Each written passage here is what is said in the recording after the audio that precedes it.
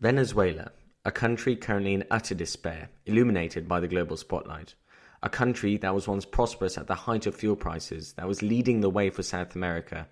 But now, decades on, it is without stable leadership, a population split by politics and suffering from a lack of basic provisions. Right now, as I speak, the country is currently shutting down borders with Brazil and Colombia, refusing international aid. My name is Oliver Mack, and today I will be exploring and deconstructing the Venezuelan crisis, exploring how a country once so vigorous finds itself in the calamitous state of today. Sit back and enjoy.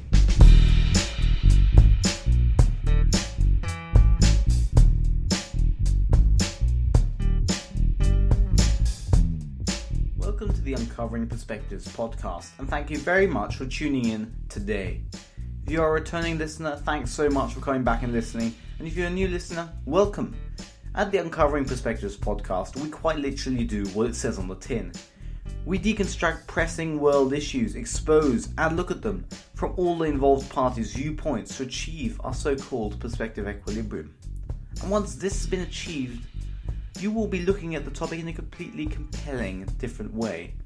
And that's what we will be doing once again in today's episode. With today's host, Oliver Mack. Hello and welcome to episode 4 today of the Uncovering Perspectives podcast series, where, as said, I'll be taking you on a journey through the Venezuelan crisis, deconstructing the fundamental elements of the situation today. I'll be talking about the history of Venezuela, what is currently happening, and also uncovering the different perspectives of the stakeholders involved.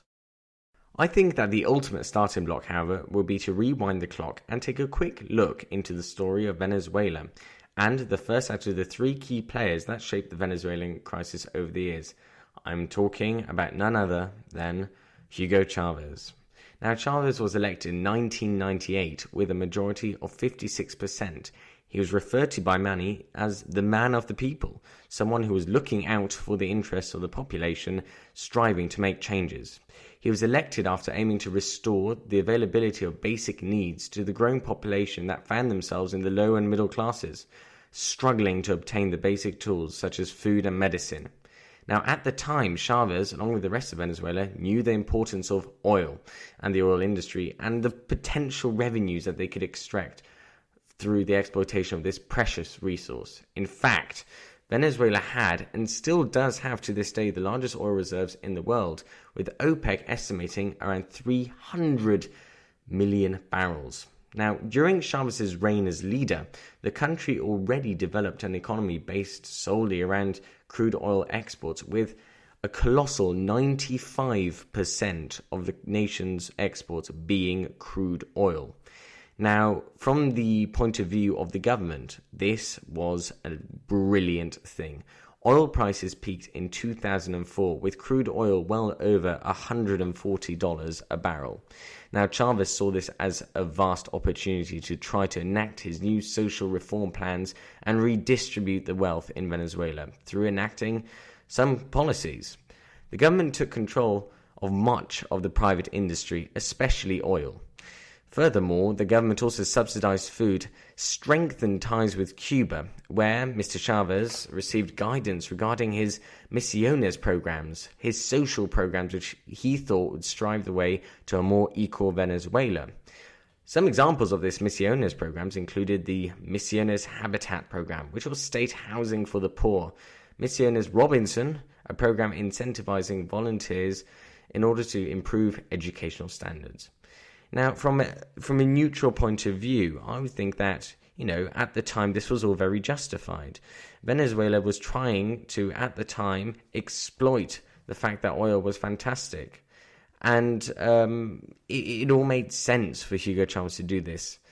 However, Venezuela at the time, through this whole social revolution, tried to spend a lot of money to get things done very quickly. Unfortunately, it was an unsustainable business plan, and one could see that if oil prices dropped, this whole thing would not be able to withstand the pressure.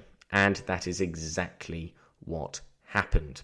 Following the death of Hugo Chavez in 2013, prices plummeted to below $35 a barrel, sending the nation into grave debt as public spending remained unsustainably high. Now, Hugo Chavez's successor, Nicolas Maduro, who's the second key player into this puzzle, failed to reduce the government spending, and as a result, the country plummeted into further debt. Now, Nicolas Maduro was elected following Chavez's death and was cast into what can be seen as one of the most daunting tasks imaginable: fixing a country sliding deeply and deeply into economic recession. Rather unsurprisingly, this task was harder than expected, and due to excessive government spending and coupled with oil prices sinking further, Maduro's financial plans were not sustainable for the economy either, as he maintained Hugo Chavez's high spending spree strategies, and this sunk Venezuela further and further into crisis. Now, the economic struggles prevail to this day, and the IMF sees Venezuelan inflation at 10 million % in 2019. That is 10 million %. For those who cannot understand the sheer scale of this, it is the worst in the world. There's nothing like it, and there hasn't been much like this in recent years. Now, people in Venezuela are under the philosophy of buy now. Purchase things as soon as possible. Now, you might be wondering, why is this? Well, because the currency is effectively getting worthless by the second, losing power, and as a result, the later someone waits to purchase an item, the less of it they can, because the money just simply does not maintain value.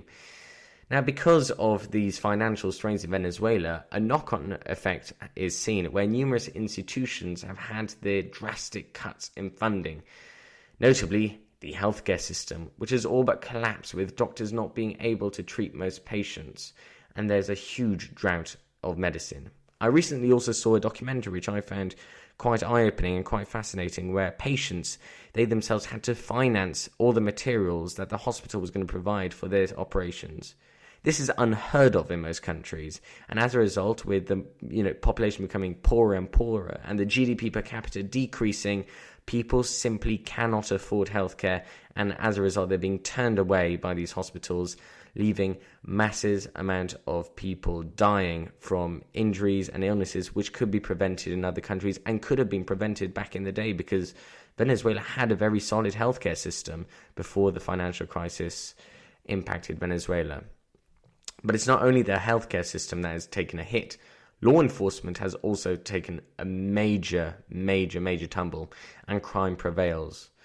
The economic problems have had a direct influence on the social experience in Venezuela. Due to a lack of funding towards certain basic services, as law enforcement, there's virtually no imports of food, and people are killing each other in the cities, and crime has intensified monumentally.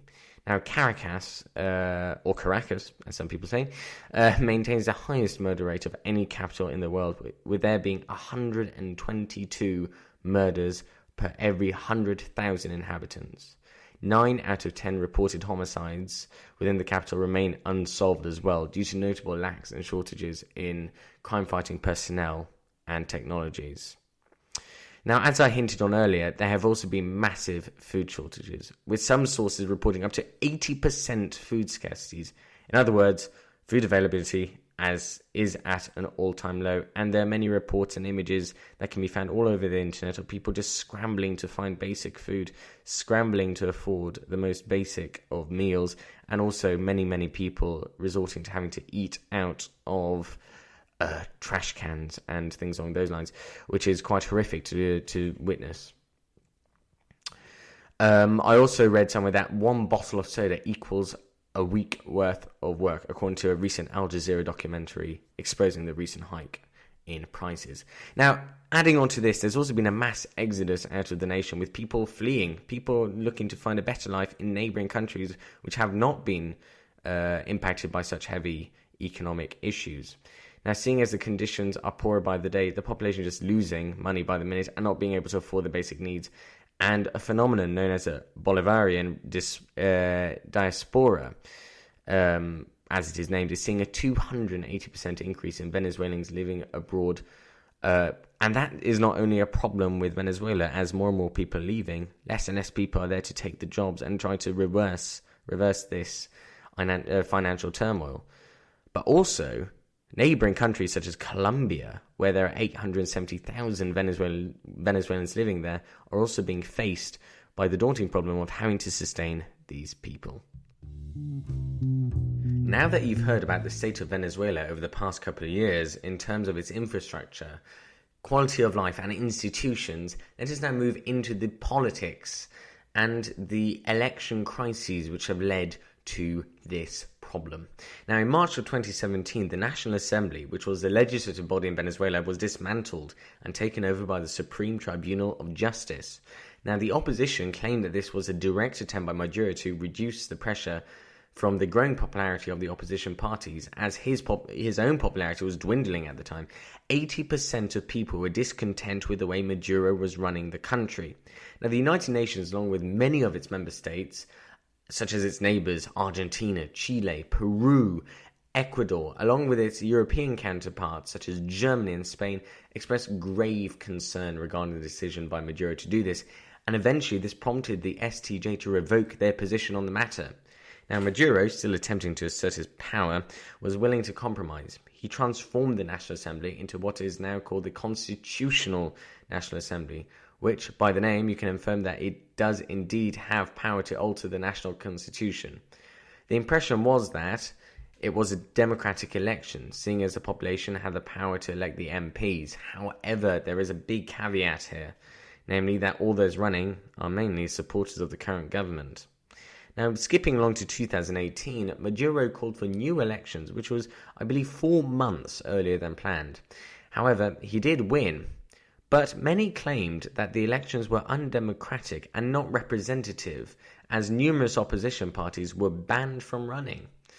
The opposition, led by the one and the only Juan Guaido, the president of the National Assembly in Venezuela, are calling for a transitional government and dispute Maduro as leader.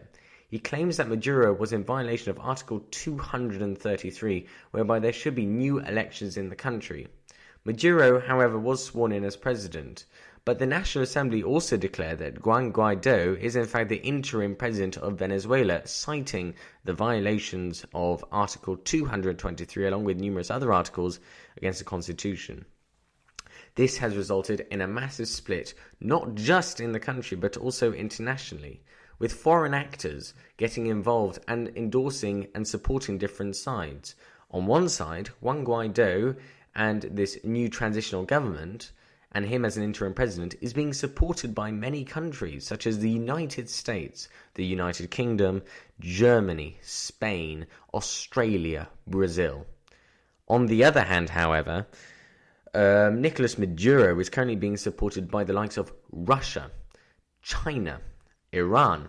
So as you can see, this has the potential here to become quite a bit of a situation and a bit of a proxy war, because the two dividing sides here are being supported by major international players who are willing to back their supported sides over here.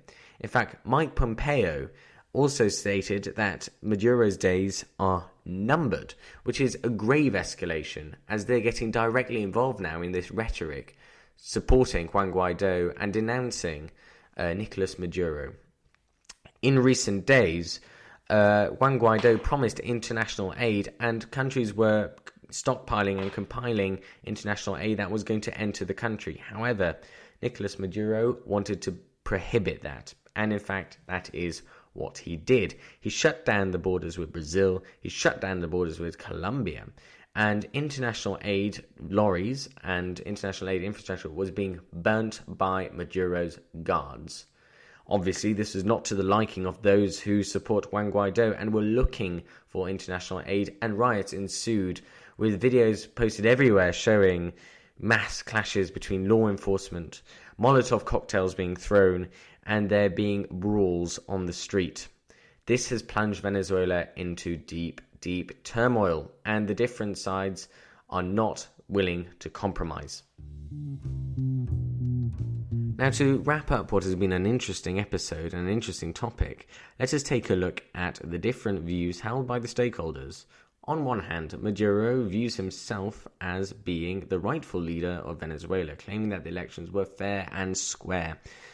He's denying the fact that there's a humanitarian